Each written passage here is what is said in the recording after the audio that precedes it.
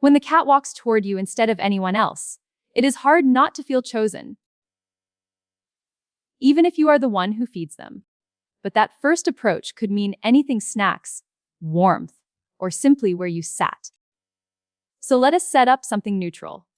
Two familiar people, equal distance apart, no food, no calling, no reaching.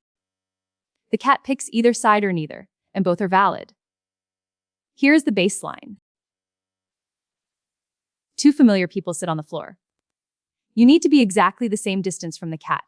No food, no toys in your hands. You cannot call the cat's name. You cannot make clicking noises. You shouldn't even make eye contact. Keep your hands flat on your knees.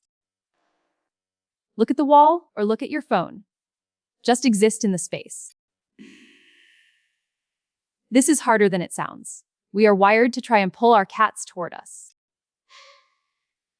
But the moment you reach out, or the moment you stare them down, you introduce a variable.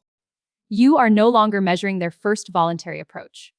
You're measuring their response to your pressure.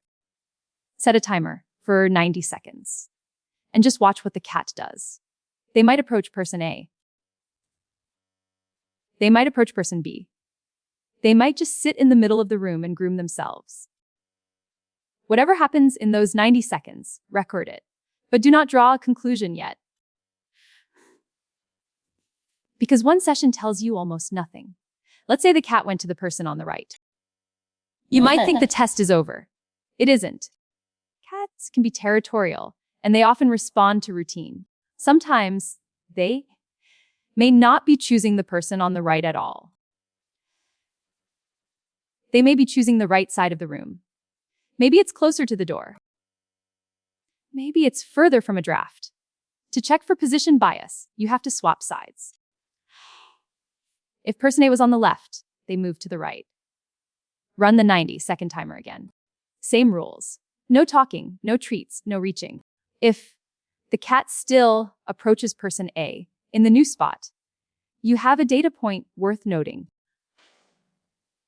If the cat just goes to whoever is sitting on the right side, you may not be seeing a social choice. You might be seeing a preference for a particular spot on the floor. But keep in mind, 2 sessions is still a very small sample. This is why you have to run this across multiple days. Try it in the morning. Try it in the evening. Keep a simple ledger. You are looking for a pattern, not a single event. While you run this, you're probably going to hit a wall. The results might not match what you expected. The biggest assumption we make is that the person who fills the food bowl is automatically the first choice. But food provisioning is a transactional event. It can bring the cat close when they're hungry. It doesn't necessarily translate to a voluntary approach at other times. Feeding alone cannot establish who the cat will approach first under neutral conditions. Whether your cat tends to go to the feeder or the non-feeder in this setup is an open question for your household. And that is exactly what this test is designed to observe. So don't assume the feeder wins. And don't assume the non-feeder wins either. The whole point of running the neutral setup across multiple sessions is to find out what actually happens in your home, without the food bowl, without the calling, without any of the usual cues. Whatever pattern emerges, remember, it describes only what the cat did in these specific sessions. It is not a permanent verdict about who your cat loves. There's another variable you need to control: attention state. A study on cat-human dyadic interactions found that human attentional state influenced cat sociability.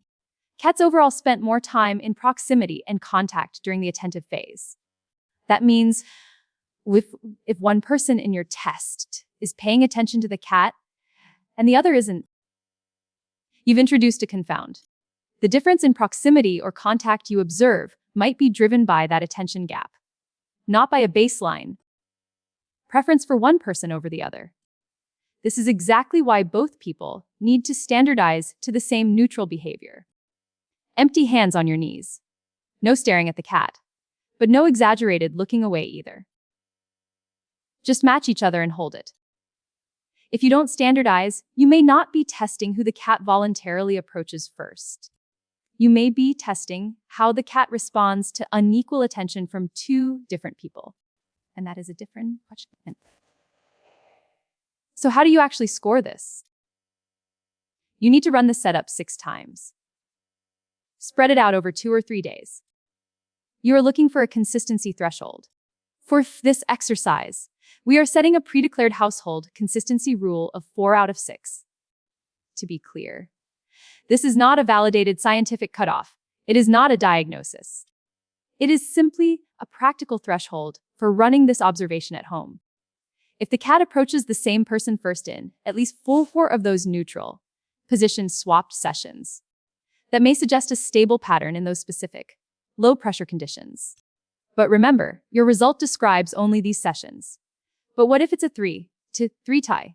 What if they approach person A twice, person B twice, and just walk out of the room the other 2 times?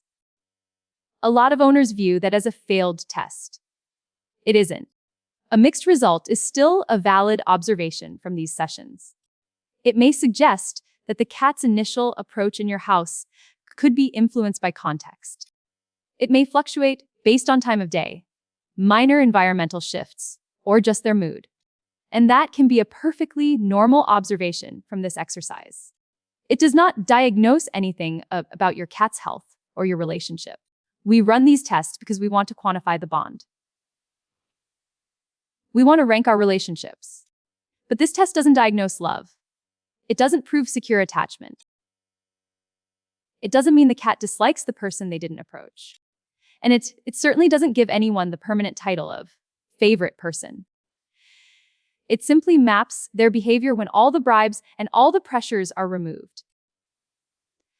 It shows you who they voluntarily move toward first in a quiet room in this specific setup. Sometimes the answer is you. Sometimes the answer is someone else.